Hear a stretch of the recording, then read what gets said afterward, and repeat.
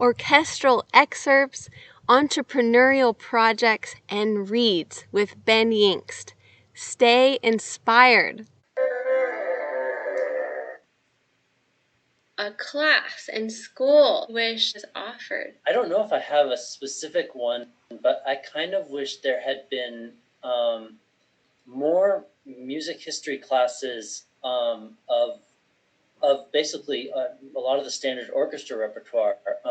In universities, you can study like the early Baroque and Renaissance. You can study a lot of the different eras, but I wish there had been more opportunities to study a lot of the music that I was planning on playing, and that is the standard orchestra repertoire. There was some of that, but I felt like there just wasn't enough. And even in grad school, I remember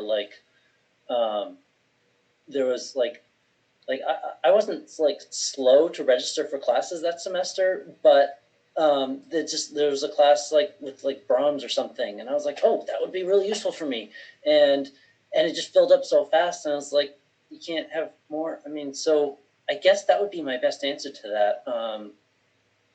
Yeah, I wish I could have learned a little bit more about the music that I was actually going to do, and had a little less focus on stuff that I wasn't really going to be doing so much.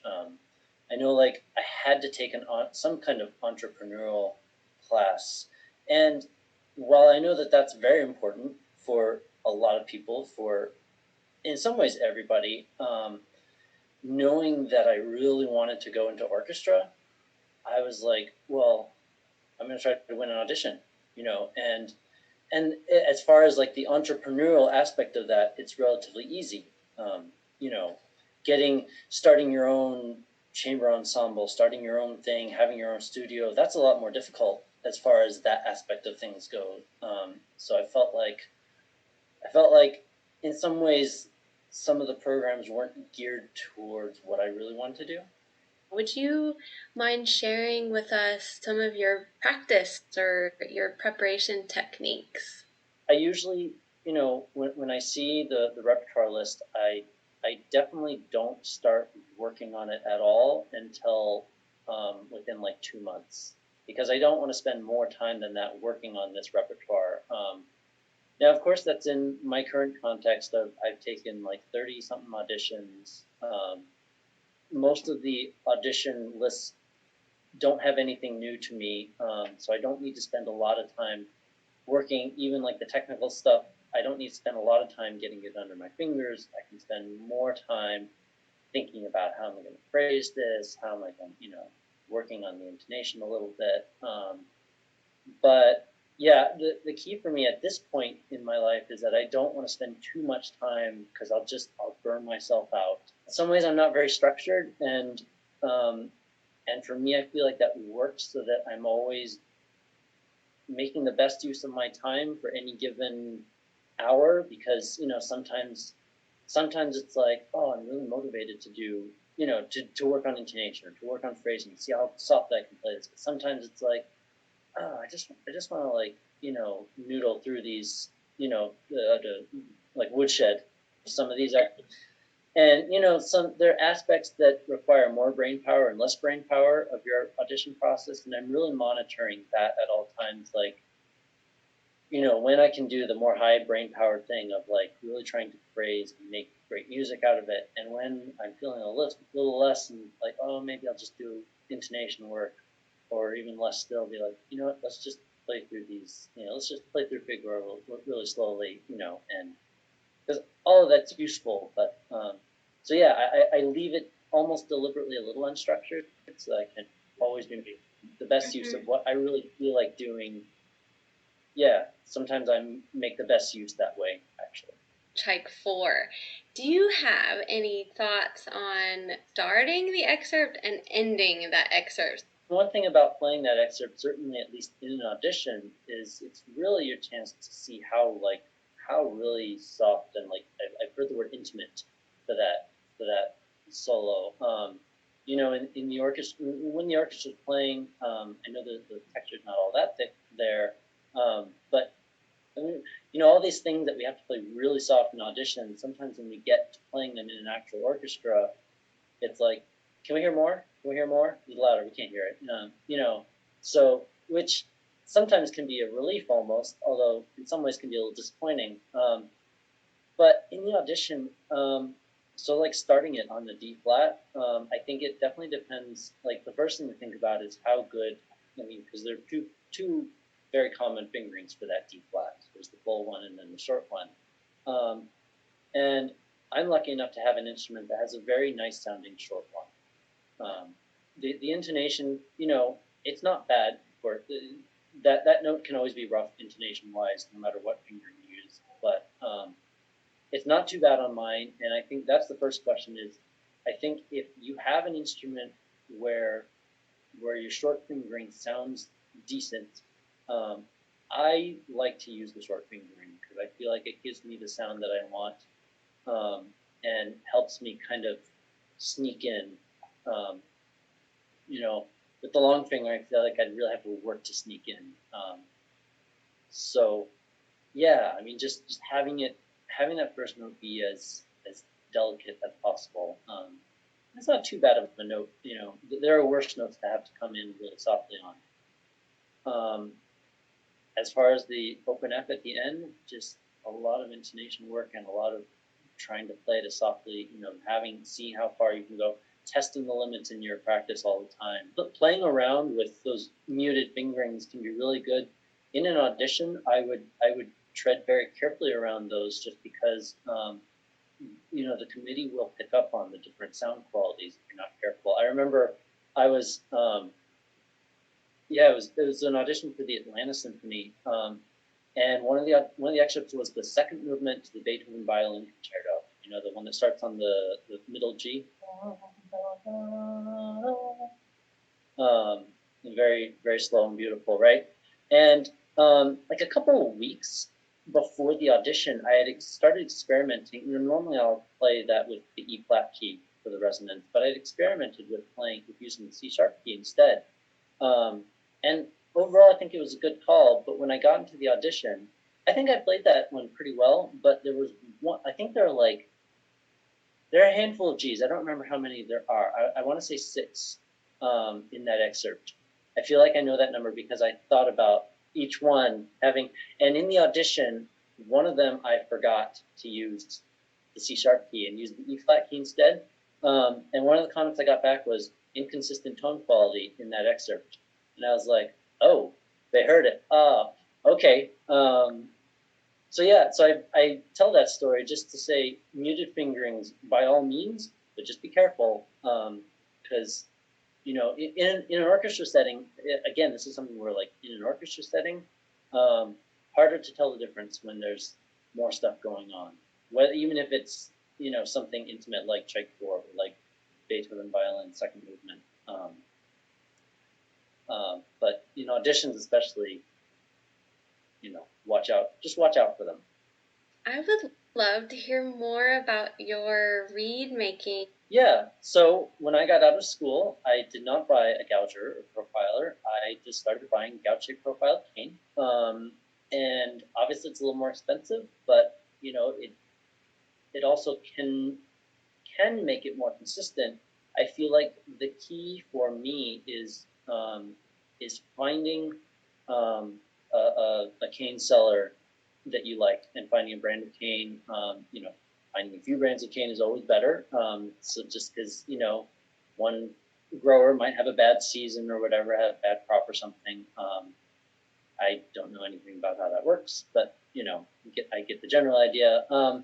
But for me, finding if I just buy even if I like Gonzalez cane, for example. But I wouldn't just buy Gonzalez gouge profile cane from anybody, because the dimensions that they, how thick their profile, how, what their gouge, what their shape is, those can all have a profound effect. And sometimes I'll get, if I order a gouge profile cane from just anybody, I might get something where it's like I have to scrape for days just to get what I'm used to. So that's probably the key thing is, if you're not happy with your reeds, try buying a different brand of cane, try buying from a different seller, try buying, above all, find a cane seller who is very consistent with profiling, with how they profile and gouge and shape all that. Because sometimes if you just buy from like, if you buy from someone from like a double reed seller and you don't necessarily know who has been processing it, you can get pieces that are all very different. You can, like, even to the eye, they just look very different. And so I feel like it's important to know, to have a relationship there of, between you and the people you get it from. Do you have a type of cane? I feel like Gonzalez is my favorite. In the past, so I guess what I'm using right now, primarily Gonzalez more than anything else. Gloten is probably next. Van Doren has had some hit or miss lately, the ones I've gotten. And then Donzi is something I kind of always like to have just a little bit of, I never know when I'm going to get one good from there. I've occasionally tried some Madeir and gotten some interesting, sometimes promising results, but never like a reed that I was like, oh, this is this I could use in a real good situation. I've tried some Rigati, got some okay results with that, and I think that one was from Bob. Gonzalez is my big winner right now, but in the past, there was a time when Van Doren and Gonzalez were flipped for me. Van Doren was every Van Doren reed was a winner, and Gonzalez was struggling a bit.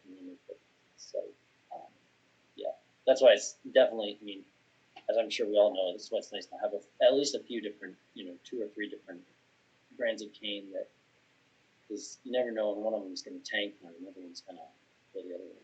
It's so fascinating too, thinking about the different climates. And so Ben is in Arizona, which is more dry. It's a very arid zone. And then Richard, Taylor, and Ian are in Texas, but really humid. And then Jackie and I. We're really dry at the moment. We're down to 12% humidity. But when I go and do work in Dunedin, it's more like 80% humidity. It's really wet. And so the reeds that work at home, I sort of don't trust what they're going to do when I get to Dunedin because it changes. And Ian has made a wonderful point about in the Philippines. And so Ian is from the Philippines and says mold is quite often, on my reeds, there. I'm just going to read what Richard said. In the past, some of our Houston colleagues would store reeds in their refrigerator because of humidity control. Barry Stees talks about that. We learned about that in Cleveland. He would keep his cane in the refrigerator because it is a vegetable and it does change over time. Has anyone worked out why when you soak a reed anyway, why I don't understand why when I soak my reed here where it's dry and I play and it stays wet while I'm playing, sometimes I have to re-soak it, and then I go to Dunedin and I still soak the reed, but it's different. I don't understand, if the reed's wet anyway, how does the humidity make difference when you're playing? That does my head in.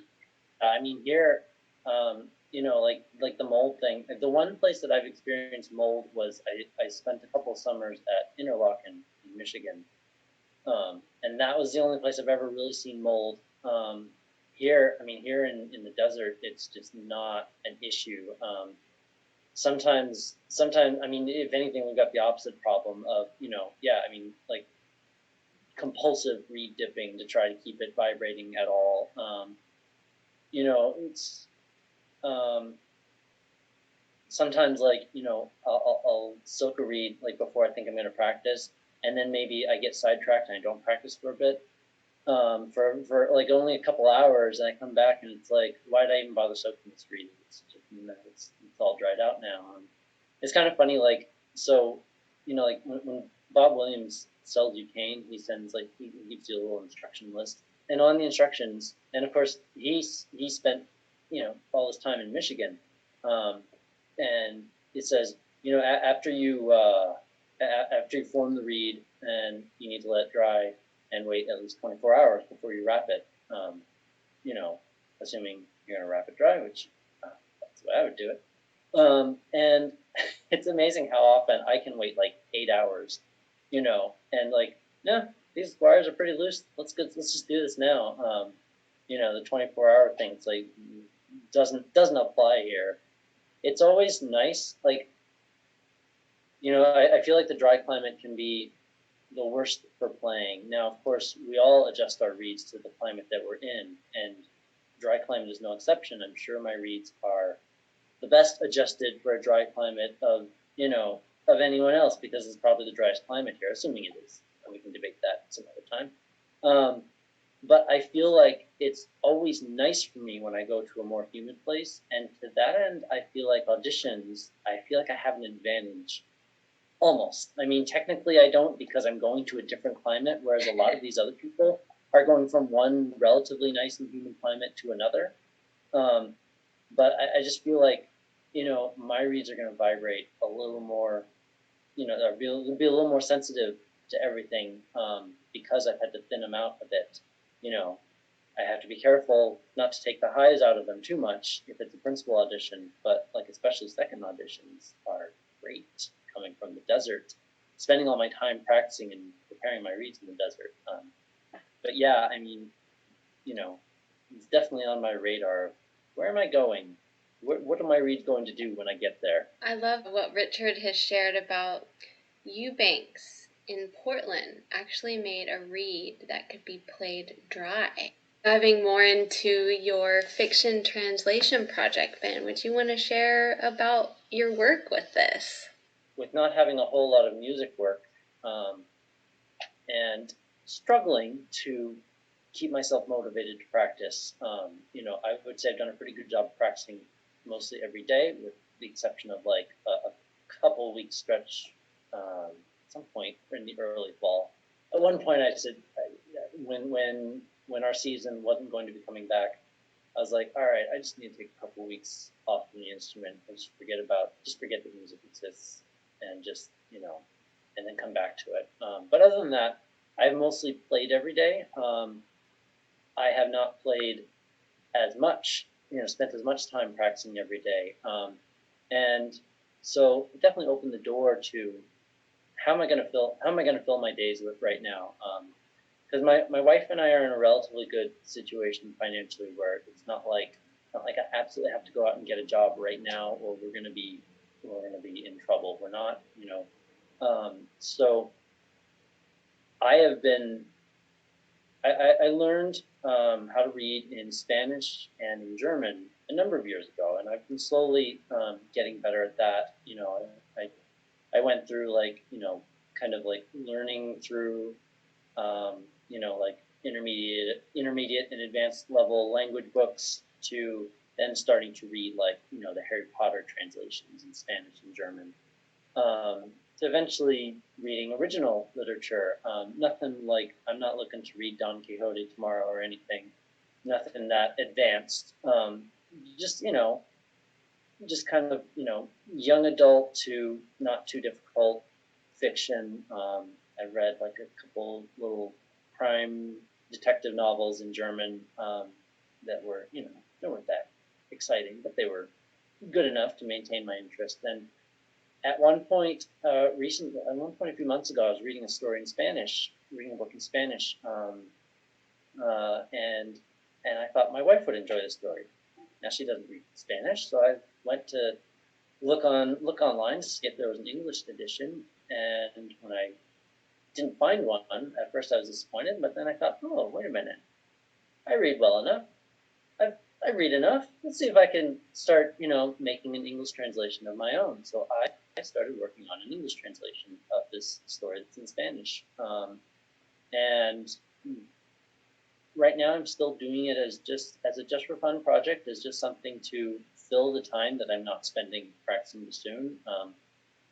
Again, I still do at least a good hour of bassoon work a day, but beyond that, beyond doing some, scales and long tones and articulation stuff and practicing a little bit of music, after I've done a bit of bassoon playing, it's like, what else am I going to do but more of this? And not knowing when things are going to come back, when our music performances are going to come back, I just can't get myself motivated enough to do more. So, I spend the rest of my time working on translating this novel, and I've been doing it since like early November. I've done over 200 pages of the original, and at some point, first of all, when I get done with the book, which I'm not quite halfway through, it's fairly long book, not too terribly long.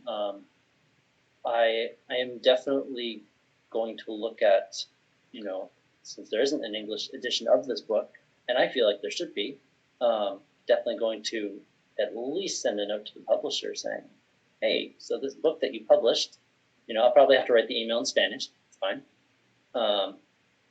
And I'll definitely kind of put feelers out there to see if either there's interest in this book, or at least if I can get in contact with the publisher about, hey, I can do this. Is there, do you have books in Spanish or in German that need to be translated into English? So I don't know anything about the logistics. I intend to find out. But for now, I'm having fun just kind of doing something different with my brain. And in a lot of ways, I feel like it's very similar to playing music. I'm not creating this work. The author already wrote this book. I'm just interpreting it into another medium, just the way with playing a piece of music. Most of the music that we play in the classical world, we didn't write the music. Playing somebody else's work, but we're interpreting it through the medium of now bringing it to life. Some differences. It's not a perfect analogy, but I feel like there are so many similarities that doing this project just feels very natural.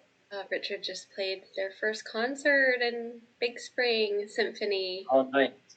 And it was Figaro, Elgar Cello Concerto, Dvorak 8th Symphony. And Jackie just shared, cool, good to be able to do some playing. We're pretty lucky here in New Zealand and are having normal concerts. Yes, very lucky. Some of our big international stars are stuck here, so doing some pretty cool programs. We've got a concert in a couple of weeks with Dunedin, with Simon O'Neill singing. I mean, he's huge. I've worked with him before. He's just an amazing guy to work with. But I was so lucky he's stuck here, because normally he's in Berlin or he's doing huge Wagner operas overseas. But we're actually able to do stuff with him here, which is awesome. He's a really good Kiwi bloke. He's a good bloke. Yep. Do you have any music-related or non-music-related book recommendations? Music-related, I feel like one of the best music-related books that I've read is Dave McGill's, which I'm sure we all know that name. This is the book title. I think it's Sound in Motion. Yeah, David McGill's Sound in Motion. I found that book to be incredibly helpful in just thinking about how, thinking about so many aspects of playing music. I'm a huge fan of Ayn Rand's Atlas Shrugged. And, I know some people, when I say that, they recoil in horror. Some people all of a sudden become much more interested. But if we're talking about books that have influenced me, I will put that out there because I feel like it's been so influential in many ways. Do you have any bassoon works that you could share with us? One that I was working on recently, I think I had this on my stand here. This is one I did on my senior recital back at ASU. It's a sonata by Otmar Schuck. First name Othmar, last name Schoeck. And I can't remember where I discovered the piece. Some recording, I don't know. Can't remember, but it was just a piece that really grabbed my attention with how lyrical and how very. I felt like it I feel like it lets the soloist do a lot of really kind of acrobatic things in a way. They're not like technically challenging. It's not so technically challenging, but it's just, there's a certain freedom about it. Hofmarschik, I think I'm pronouncing that name right. Speak German, so hopefully I am. It has been fun as I've gotten better at German, because I remember like when I was in school before I knew German, playing Mahler and Strauss and all that, I had to look up all these words, and it was so gratifying, in recent years, to realize for the first time that I'd be, we'd be playing Mahler and I'd go, oh, I know that what that means, but I have to think about it. Oh, that's nice. But yeah, that's one of my favorite pieces that I've done. I love the Mazlanka Sonata. Is it the Bassoon Sonata? It's a nightmare of a fourth movement to try to put together, but it is so worth it. In a lot of parts in the United States, and especially in Arizona right now, like music concerts are not on the horizon in the foreseeable future. And as much as it makes me jealous to hear about, oh, people are playing here, playing there. I know there's a conductor in Japan, Kitaro Harada, who's they're like in Japan, they're doing concerts kind of with, I think, full capacity. It makes me jealous, but it also, like, I feel like it also fuels me in a positive way, to like say, okay, whatever crazy stuff, however badly mangled, we've handled the pandemic here, like that makes me feel like there is at least some kind of light at the end of the tunnel. So, you know, Jackie commenting about these concerts and Richard, thank you for that. I feel like I need more of that, even though it hurts just a little bit. But the more important thing is that, like, I do struggle, like I have struggled off and on for the last almost 11 months now of, like, I've had thoughts of quitting music. I've had thoughts of, like, I just want to go into a field where I know I'm going to have a job. So it's good to know that there are concerts happening somewhere, and that helps make me feel like eventually they're going to happen here. So thank you for those comments. Thank you, everybody.